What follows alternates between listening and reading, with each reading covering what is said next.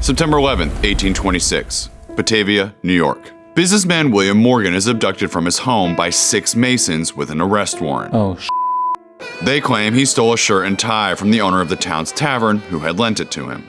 Before he knew it, Morgan was thrown into a carriage and taken to the local jailhouse. He claimed he'd merely forgotten to return the clothing items and that he would do so immediately. The charges were dropped, but this group of Masons wasn't willing to give up yet. They published advertisements denouncing Morgan and convinced a local sheriff to arrest him because he owed a debt of $2.65. This time, he remained in the slammer until the next day, when a carriage pulled up and he was thrown in and whisked away. "Murder! Murder!" he shouted.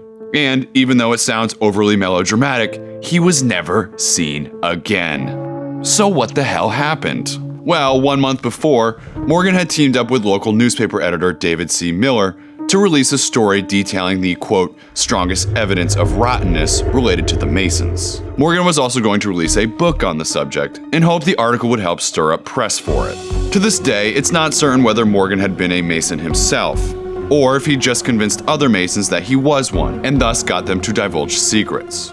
But apparently he had some juicy details, and he was gonna talk about them.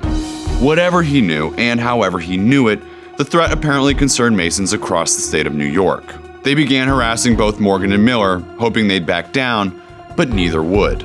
So, on September 8th, a group of Masons descended upon Miller's offices, wanting to burn them down. Miller caught wind of this and managed to rustle up a posse of his own, complete with firearms, and the Masons wisely retreated. Which is why, instead, they ended up abducting Morgan 2 days later.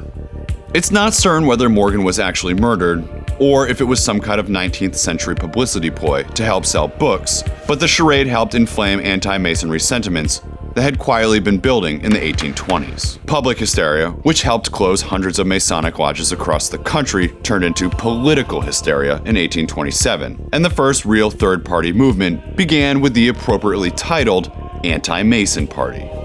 The group's primary focus was to win seats from Mason-supporting politicians, or politicians who were themselves Masons, and they did so rather successfully in 1828. Getting 15 anti-Mason candidates elected to the New York legislature. This is made more impressive when you consider that the party of the current US president, John Quincy Adams, got only 12 elected. From there, they continued to pick up steam, with legislative victories in Vermont, Massachusetts, Ohio, and Maryland. They were even successful in getting 6 candidates elected to the US House of Representatives.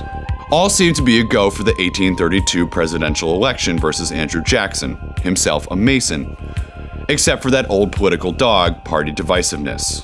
Radical anti-Masons wanted nothing to do with compromise when it came to policies put forth by individuals attached to the Masons in any way, while more progressive members of the party were open to it. They did field a candidate in the 1832 election, former Attorney General William Wirt, and he did win one state, Vermont, but ultimately failed to defeat Jackson anywhere else.